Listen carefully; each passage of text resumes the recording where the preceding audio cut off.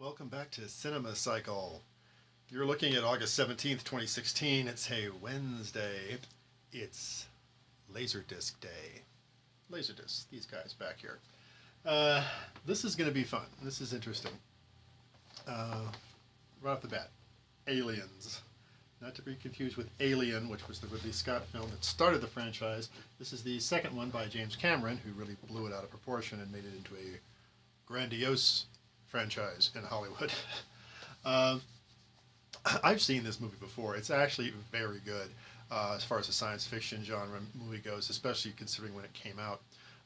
But since I've seen it so many times, and since this is the custom Laserdisc box set, by the way, it's actually got audio commentary by James Cameron on the film. So I think I'm going to watch the film in that mode today, which is to sit down with a good cup of Earl Grey tea and listen to James Cameron tell me just how good a director he is and how many gazillions of dollars he made from making this movie. But what I do get is a whole bunch of extra footage that I have not seen before. About the first half hour is almost all new, setting up the situation where the planet or the creatures are awoken by the survey teams.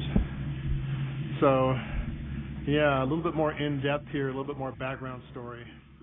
I don't know if this is the first, but it has to be one of the first massive shoot-'em-up science fiction films. Cameron obviously just went whole hog on this.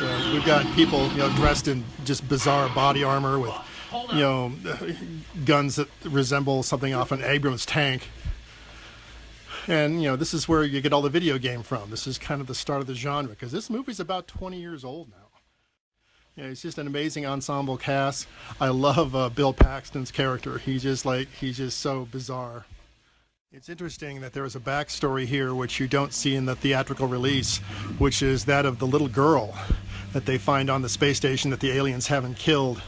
The additional footage shows that she's actually the little girl who found the aliens and ended up bringing them back to the compound, or at least she feels that she is. One of the more telling things about this film, since it is 20 years old, is that a lot of the technology that they use, for instance, computer screens and keyboards, obviously look dated. There's no flat screen CRTs here. They're all actual tube televisions and stuff. So while it's a very good, convincing sci-fi, drama, you can tell it's starting to look a little bit like Forbidden Planet in some cases.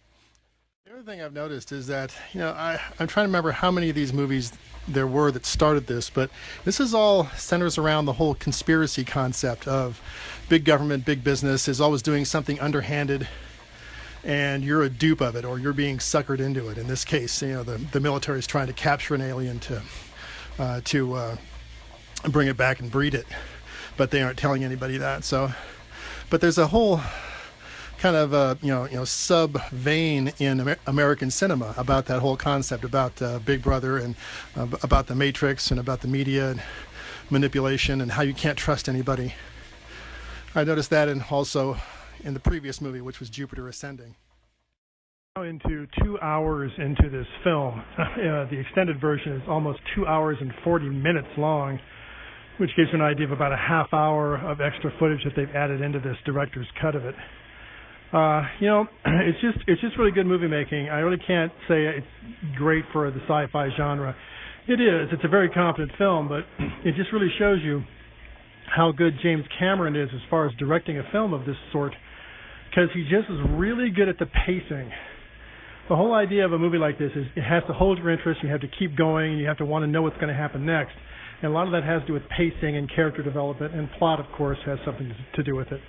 But, Cameron just knows how to pace things really well, where you just hold on, but it's not like a thrill ride. It's more like a mystery unraveling ride, which is a whole lot better than just a roller coaster. And as a final note, it's interesting that the production credits at the end of the movie only last about 45 seconds to a minute, compared to almost 8 minutes for Jupiter Ascending, which was the previous cinema cycle. Different times, different cinema.